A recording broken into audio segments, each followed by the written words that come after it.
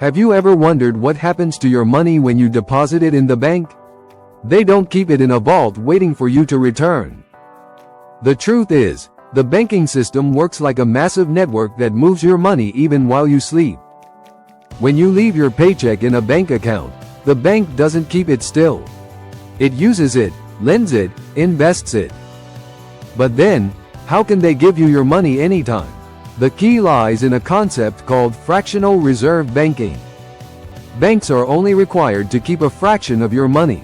The rest is loaned out to other people or businesses. For example, if you deposit $1,000 and the reserve is 10%, the bank keeps only $100 and lends out the remaining $900. That loan goes to someone else who might use it to buy something, pay for services, or invest it. The seller who receives that money may deposit it in another bank, and the cycle continues. That second bank again keeps only 10% and lends the rest, multiplying the initial money. This process creates what is known as bank money or credit-created money. Thus, from your initial deposit, the system can generate $9,000 new in loans. It's not magic.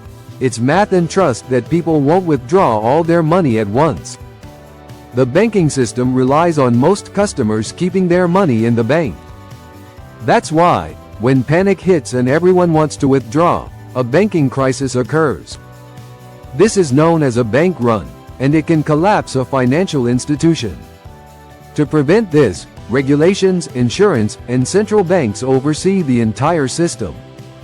Central banks like the Federal Reserve or the European Central Bank control the system's foundation. They lend money to commercial banks and set interest rates. They also issue currency and regulate the money supply in the economy. When inflation is high, they raise rates to cool credit and consumption. When there's a crisis or recession, they lower rates to stimulate the economy. Central banks are like the rudder of a huge ship called the financial system. Without them, the modern banking system would be much more fragile and unstable. But even with them, the system remains delicate if trust is lost. That's why trust is the true invisible pillar of banks. Most people don't understand this, and that makes them vulnerable. Today you're learning what many never stop to analyze.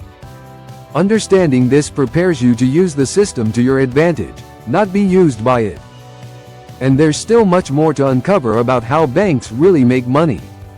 Let's dive into their secrets and understand how they affect your daily life. Let's explore how banks make money with your money without you realizing it. When you deposit money, the bank pays you a very low rate for keeping it there. That rate may be 1% or less. However, when they lend it, they charge 8, 12, or even 20%. The difference between what they pay on deposits and what they earn on loans is their profit. This is known as the banking spread, and it's their main income source. They also charge fees for account management, withdrawals, cards, transfers, and more. Even when you buy on credit, you're paying double or triple for that product. Credit card interest rates are among the highest in the financial system. Thus, without producing anything, banks make billions in profits just by moving numbers. And they don't just lend to people. They also lend to businesses, governments, and other institutions. Some banks also invest in stock markets, bonds, and financial assets. Others have investment divisions that trade derivatives, futures, and currencies. This allows them to diversify income and take bigger risks for higher returns. But they can also make mistakes, as happened in the 2008 financial crisis. That crisis began when banks gave mortgages without real backing. Those mortgages were bundled and sold as safe investments. When people couldn't pay their mortgages, everything collapsed like a house of cards. Millions lost their homes, jobs, and savings. Many banks went bankrupt. Others were bailed out with public money to prevent an even bigger disaster. Since then, new laws have been implemented to prevent it from happening again. But the system still carries risks, especially if control is lost again. That's why it's so important for people to understand how this mechanism works. It's not about fear, but knowledge to make better financial decisions. The bank is not your enemy, but it's not your savior either. It's a powerful tool that can play in your favor if you know how to use it. That's why learning personal finance gives you power, clarity, and protection. And the first step is to stop seeing the bank as just a place to store money. Because the bank doesn't store, the bank multiplies, lends, and profits.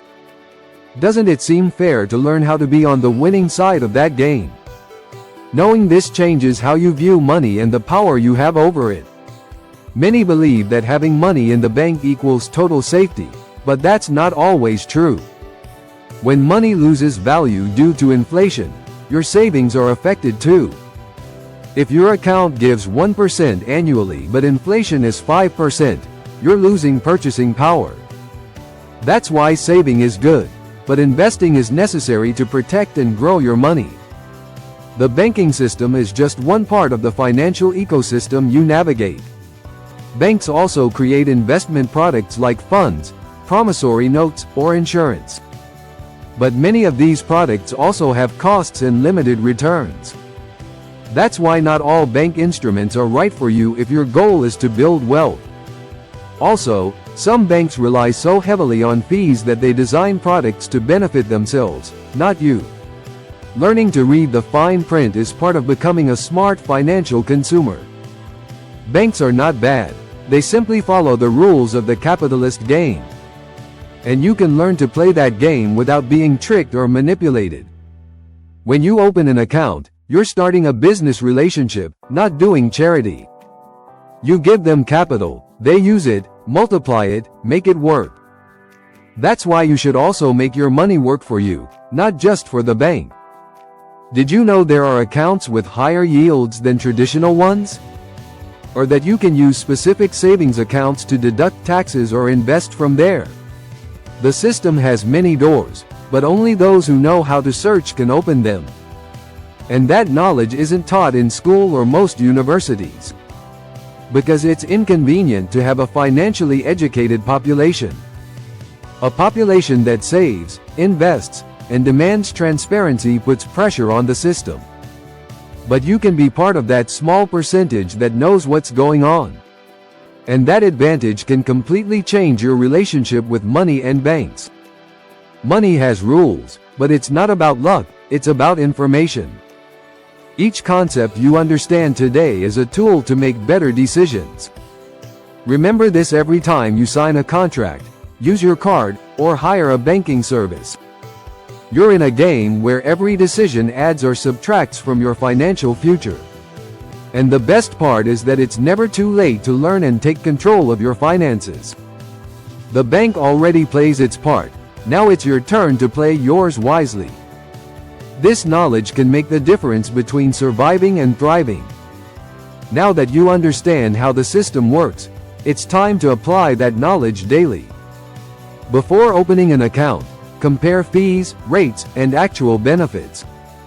Don't let an advisor decide for you. Ask, doubt, research, and demand clear answers. Review every bank statement, every transaction, every charge. Make it a monthly habit, just like reviewing your expenses and budget. Always keep an emergency fund in an account you can access quickly. But the rest of your money shouldn't be asleep, it should be generating more value. Explore other options like government bonds, investment funds, or scheduled savings accounts. Learn about inflation, real rates, risk, and returns.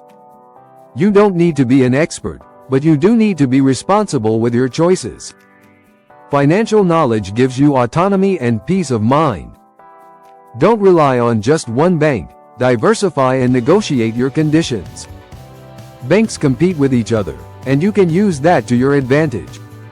Many offer better terms if you have a positive history or higher amounts. Don't accept the first offer out of convenience or lack of information. Make every dollar work for you, even while you sleep. That's the real power of financial knowledge. And it's a power anyone can develop with practice and consistency. You don't need to be rich to think like the wealthy. You need to learn how money moves, how the system works, and most importantly, how to position yourself on the winning side. Because the banking system will continue to exist, with or without your understanding. But if you understand it, you can use it as a ladder, not as a trap. And it all starts with the decision to educate yourself financially every day. If you've made it this far, you're already one step ahead of the rest. Keep learning, keep questioning, and keep improving your relationship with money. Don't let comfort become your silent enemy. The best decisions are made with information, not impulse. You are the main person responsible for your finances, not your bank or government. Take control now and become the strategist of your financial future. Many don't know that banks also offer products that can help you grow financially if you know how to choose them. There are interest-bearing accounts that offer more returns without losing liquidity, ideal for beginners. There are also accounts with automatic savings goals that help you stay disciplined.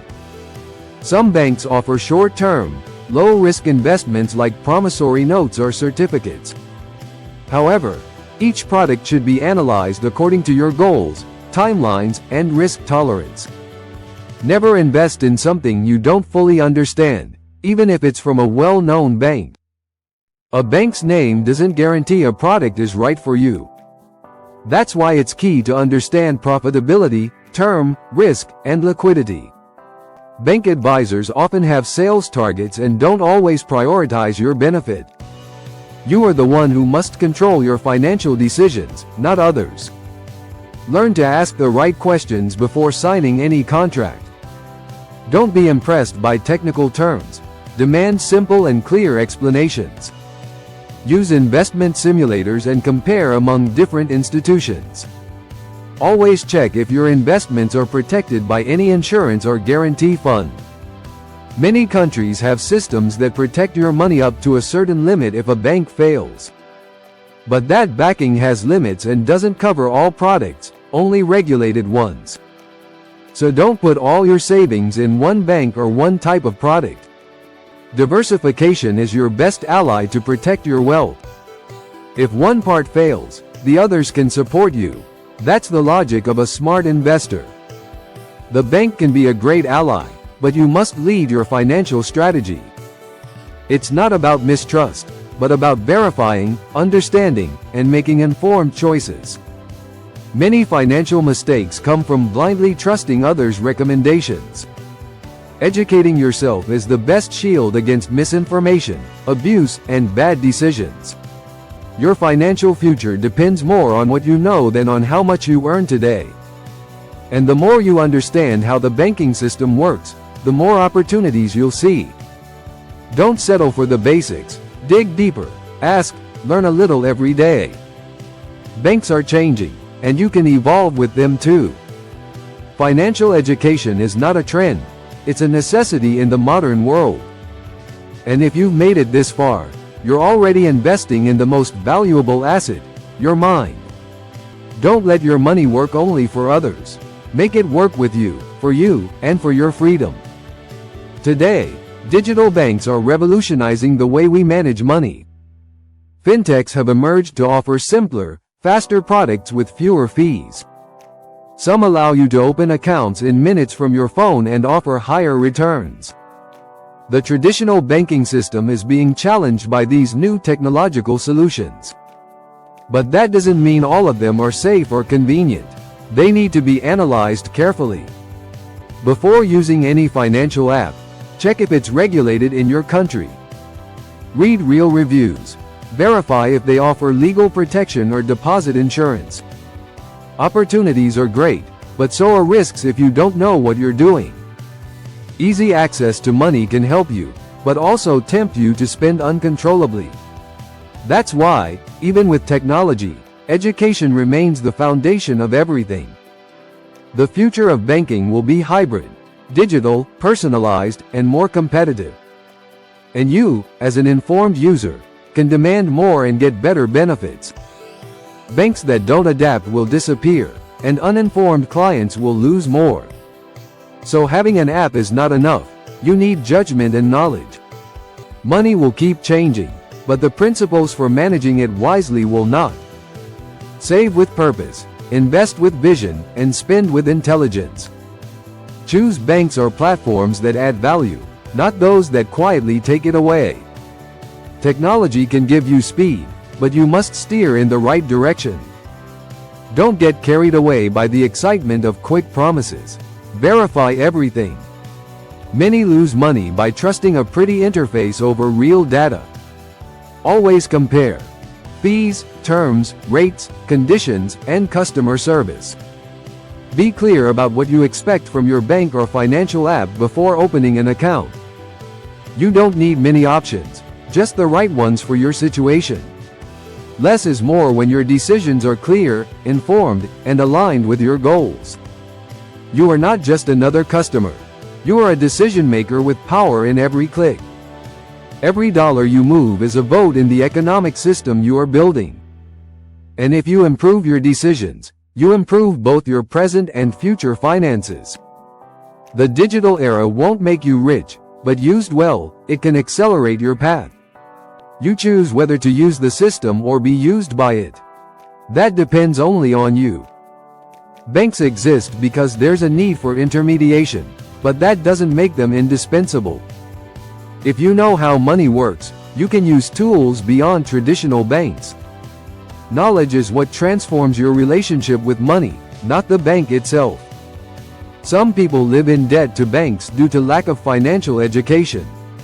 Others use the same banks to leverage and build financial freedom. The difference lies in how you think, not how much you earn or which bank you use. It all starts with a conscious, analytical, and strategic mindset. Every financial decision is a step toward freedom or dependence. Will you go into debt to consume or leverage to grow? Will you pay interest your whole life or learn to earn it instead? The system is the same, but you choose from which side to view it. You don't need to be an economist, you need commitment to your future. You can learn more in 6 months of practice than in years of theory. Make every purchase, saving, or investment a conscious act, not an automatic one. When you master the money game, banks no longer control you. And when you understand how they operate, you can anticipate and use their rules in your favor. Every account, loan, or financial product must have a clear strategy. Don't make decisions out of impulse or comfort, but with clarity and vision. Big financial transformations begin with small daily changes. You're capable of improving your finances more than you think if you take control. Remember, banks offer you products, but you decide how and when to use them. Don't give them the power over your finances. Always remember that. Make every day an opportunity to learn and improve your economic future. The system is complex, but not impossible to understand if you commit. Thousands are achieving it, and if they can, so can you. Don't stop, don't settle, don't resign yourself to a limited financial life. Make today's decisions build the well-being you deserve tomorrow. And never forget this final phrase that can change the course of your life. Subscribe so you can learn how to change your mind and your money to build wealth.